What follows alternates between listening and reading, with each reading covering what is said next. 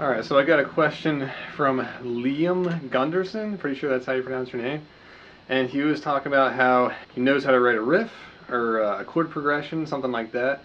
But when it comes to actually making a song out of it, he has a kind of a tough time doing that. So I was thinking that for this video, I'm going to attempt to write a song on the spot, because I figured, like, what better way to teach how to write a song than to just like do it for you. But before I do that, I do want to talk about something. One of the things that I realized, I was probably like, I don't know, early 20s or something like that. I realized that there's such a thing as a song structure. And when I realized what that was and how to structure songs in a certain way, songwriting just got so much easier for me. Yeah, so I used to actually struggle with songwriting back when I was like a teenager. So I would find myself like writing a song and I would just completely wing it. And I would get to a certain point of the song and I'd be like, I have no idea what to write now. And I would just try a bunch of stuff and hope for the best, basically. But yeah, once I found out about the song structure, I was like, it just changed everything. So I'm going to talk about that right now real quick.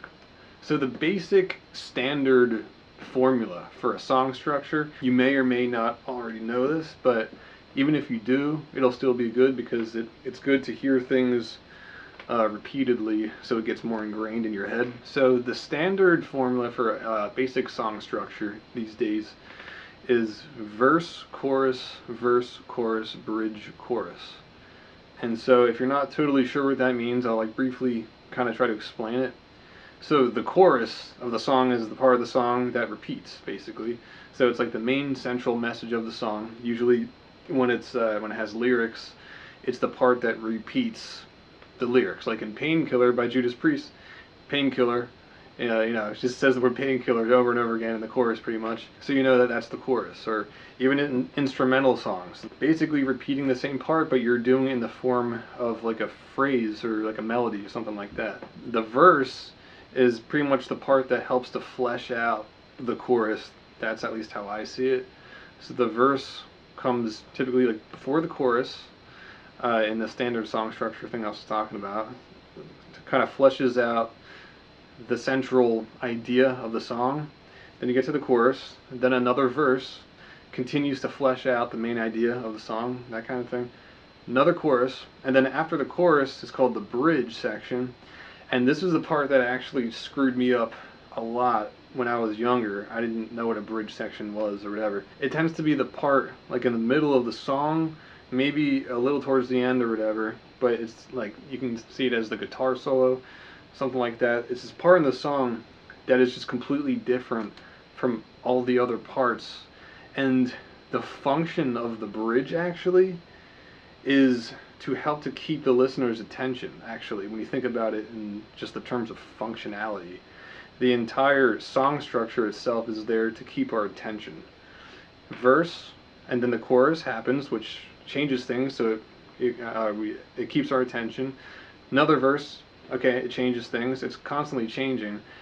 The next chorus comes, our attention, and then when our attention is almost about to get used to those repeating things, the bridge happens. And now again, our attention is back. So bridge. So that's kind of the function of it in that kind of sense. So the bridge is like this unique part of the song. It's kind of like a break from the other parts. And then typically it'll go back to another chorus. And then you could just end it there with the chorus. You could have an intro and an outro. Those aren't necessarily mandatory. A lot of people do that, but they're not completely mandatory. Again, there's no rules, but I'm just saying, like, especially when you're just starting out, this can really, really help to have like a template to kind of guide you along as you're writing a song. So I'm going to try to attempt to play or to write a song, and I'm going to try to explain what I'm doing along the way. And just by the way, I'm not going to try to make this like super fancy or whatever intricate.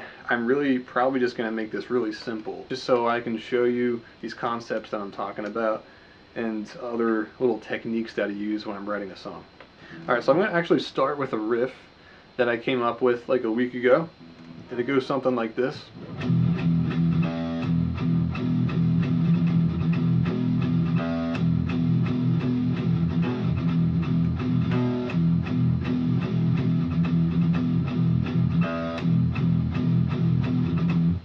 could see that. I could see that as being the intro.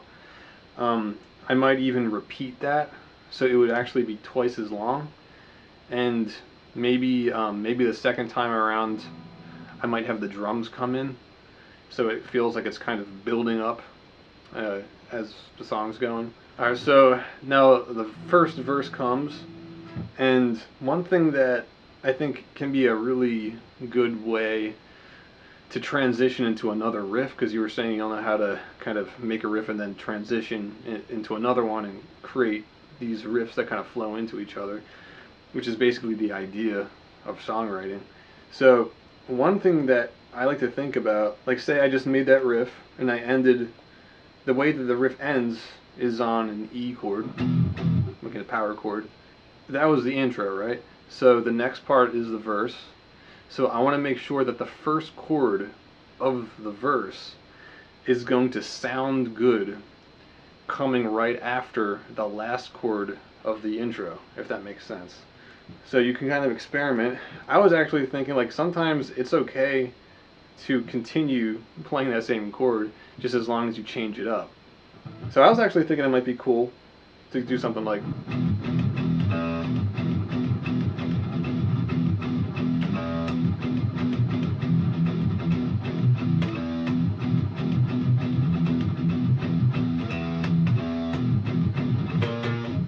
something like that.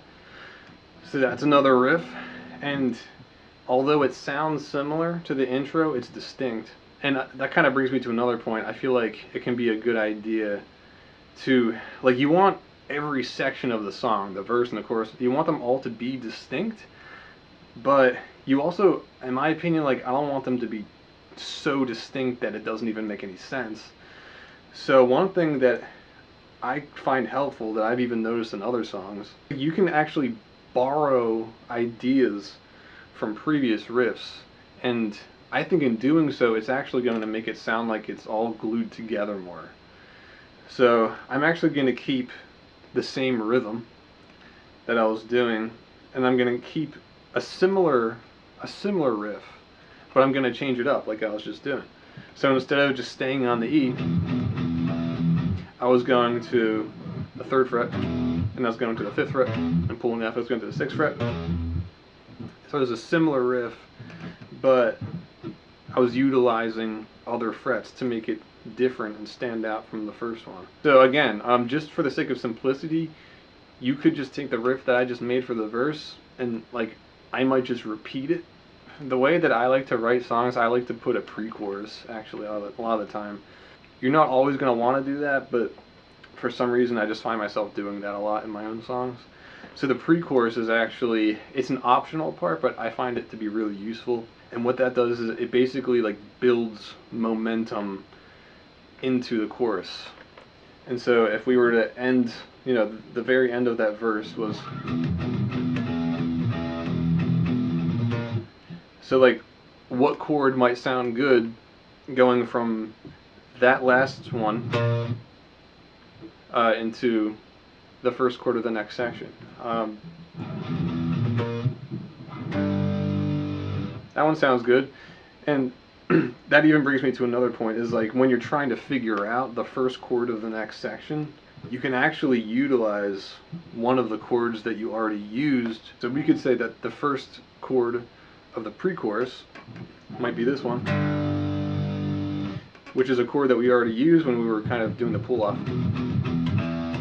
But we weren't like lingering on it, but now we're lingering on it, which creates a sense, it just creates a unique feeling, a unique sound, because we didn't do that before, which makes the pre-chorus now stand out compared to the other stuff that we're playing.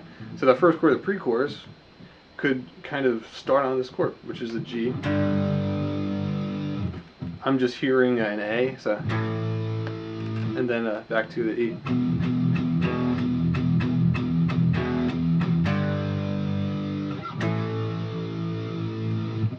And then after that chord, in my head, I'm hearing this chord, just because it sounds natural. It's like that scale. Dun, dun, dun. It just feels like right that this would come after that. And it also feels like there's this tension now, like the suspense, like what's happening now. Like it definitely doesn't feel like it's ended, it feels like it's leading to something. And I think part of that is because I created this sensation of like upward movement as I was going from E to G to A, and then so now this chord would be the end of the pre-chorus. So let's see if I can remember what I just did there and try to play it over again. So like,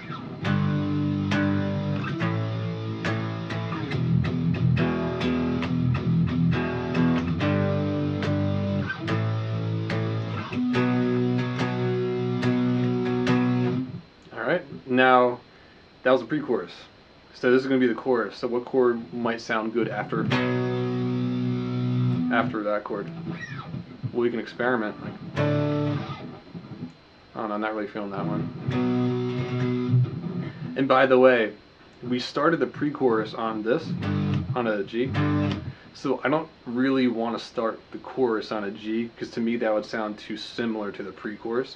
So I want to start it on a different chord. So we're going from the B.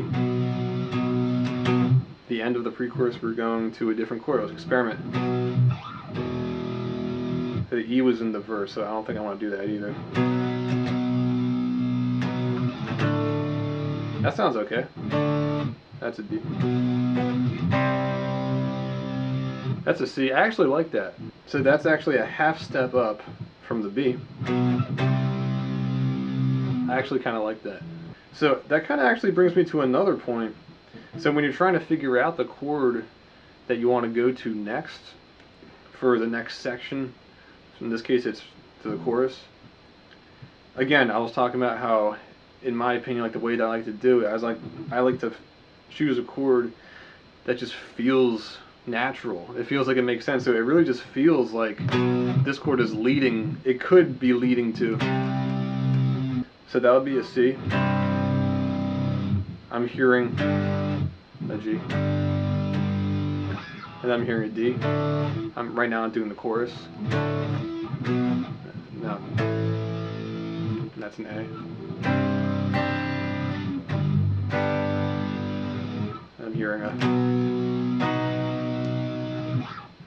and then I'm going to repeat what I just did.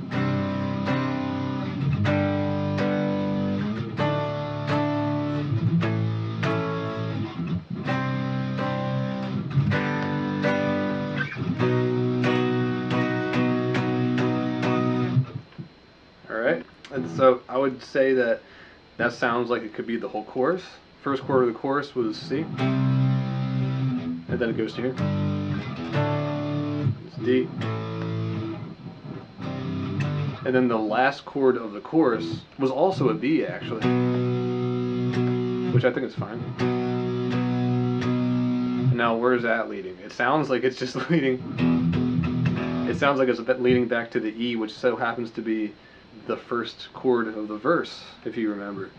It just sounds like it's doing that. So one thing that I was just thinking about, considering this whole thing, is that if you look at all the notes that I'm playing, they're kind of all in a minor scale. So it's going,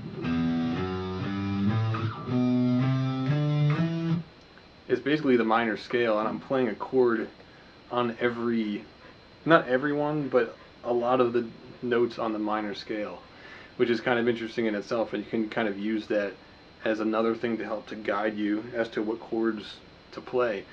So for every section so far, I've literally just used a chord from one of the notes of the minor scale. So I guess this would be an E minor scale, and then I also use this one,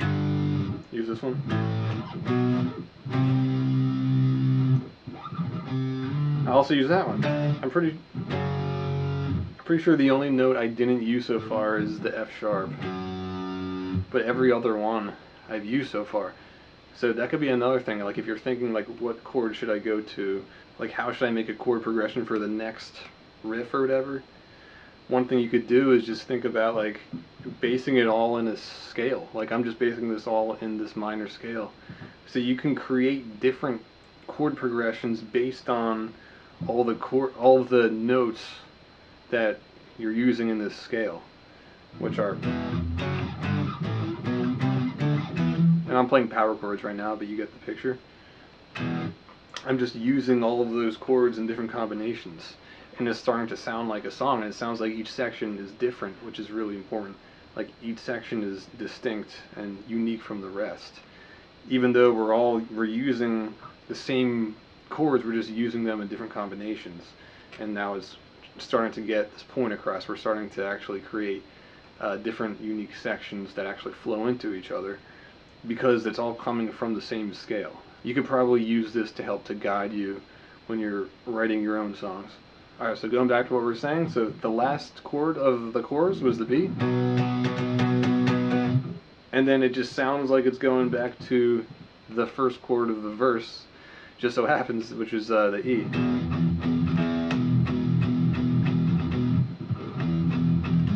So we could just start the verse again right now if you wanted to.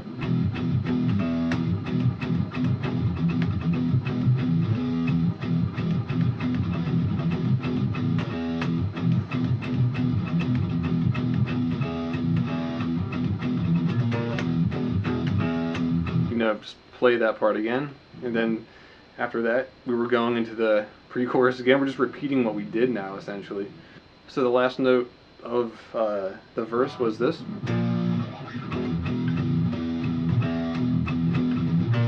and you remember the first chord of the pre-chorus was the, which again is part of the whole scale that we're using.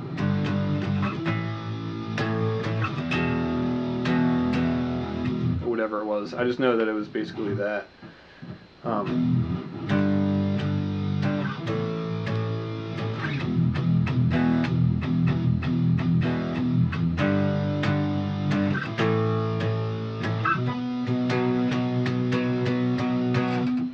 Alright, and then, so that's ending on the B. And then the chorus, I'm pretty sure, was the C. So again, we're just repeating what we did. So the chorus was...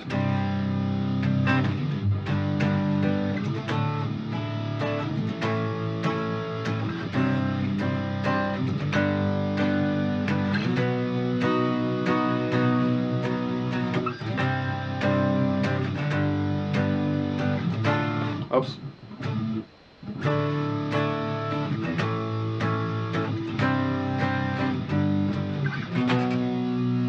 Alright, so you probably noticed I kind of sped up on the end. I just kind of want to get through it. Obviously that's not how I would actually play. I'm just kind of going to try to get to the next part. So again, ends on the B. So we've already done like the intro to the verse, chorus, verse, chorus. Now we're at the bridge. This is the next part. This is the part that I used to get messed up on. I didn't know what to do at this part. So just know that this part is supposed to sound very, very different from the others. Theoretically, that's the way that I do it. So the way I'm thinking about it now is like kind of what we were doing before. What's the next chord we can start on that'll sound good with it, and kind of in the context of what I was saying about the scale. So it's like, what chord did we start on for each section so far? We started on the E, and then for the pre-chorus we started on, I believe, the G. Yep. And then for the chorus we started on the C. So now for the bridge, I feel like we should start on something different, since it's supposed to sound really different. It doesn't necessarily have to, but this is just something that I feel like makes sense to me.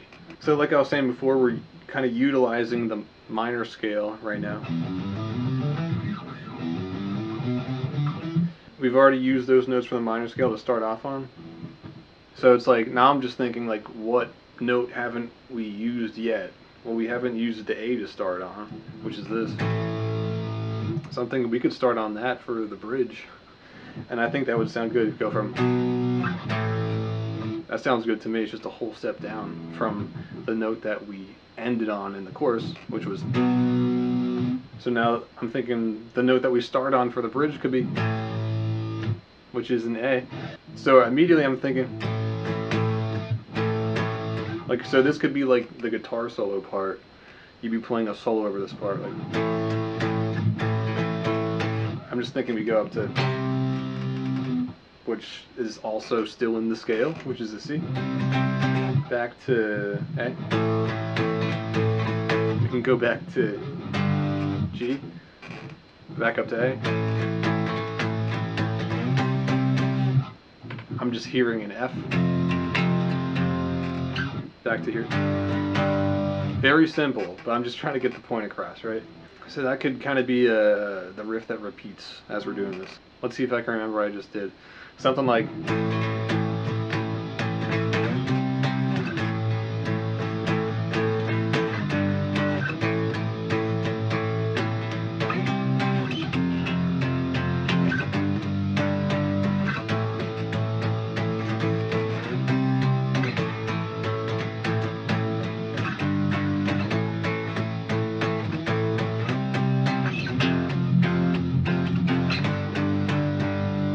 So that could be the bridge. You could make it longer if you wanted to, and just kind of experiment with like making different sections different lengths and stuff like that. But I think for now we're just going to make that the bridge. That could be the guitar solo. So the note or the chord that we ended on was the G for the last chord of the bridge.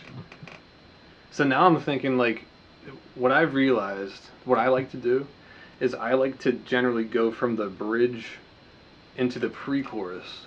I know the formula that I was just talking about says, you know, verse, chorus, bridge, chorus. But I feel like if you have a pre-chorus, it can sound really good to go from the bridge to the pre-chorus first.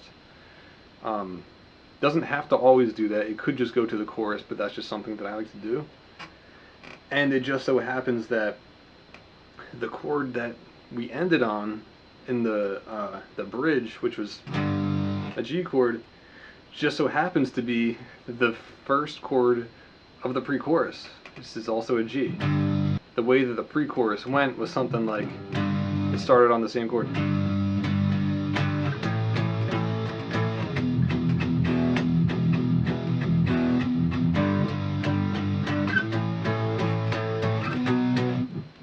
Yeah.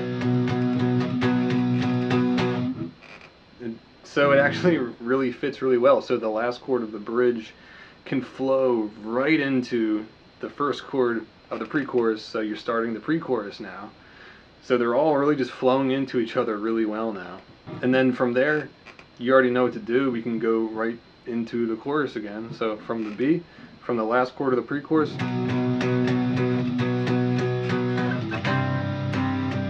it's the C of the chorus. We're starting the chorus now.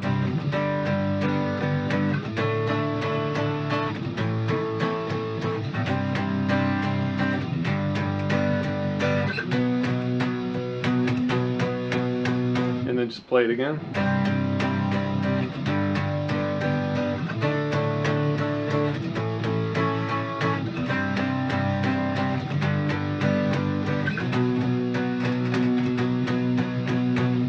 I'm just feeling like maybe we can like double the amount of time that we stay on the last chord of the last chorus, just for like added effect. Like, it's the last chorus, a little more dramatic. So what we were usually doing was, and then going back, but you know, it's a choice that we can make to just kind of like linger on it a little longer. That's just kind of how I'm feeling about it right now. So we can instead do something like, then again. And then where does that sound like it's leading? It sounds like it's leading back to the E. And you could literally just like have like strum it and just hold it on the E. And the song could technically end there if you wanted it to. Or you could do something kind of a little more fancy. And if you think back to the intro that we did, which was just a really simple,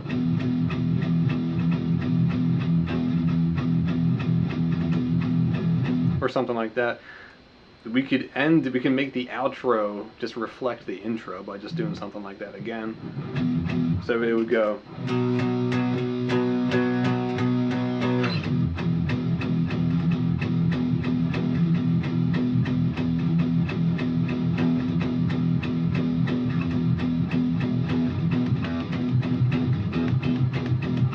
but yeah, or you could just end with just something like that. Like, there are different possibilities. You don't have to end it on the E. I'm just saying that's what feels natural to me as I'm writing this. You can maybe end it somewhere else if you wanted to.